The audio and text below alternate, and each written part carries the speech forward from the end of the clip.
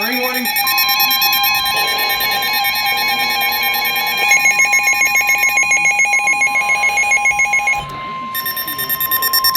The National Weather Service in Milwaukee-Sullivan has issued a special marine warning for Lake Michigan near shore and open waters to mid-lake from Sheboygan, Wisconsin to Port Washington, Wisconsin until 8 p.m.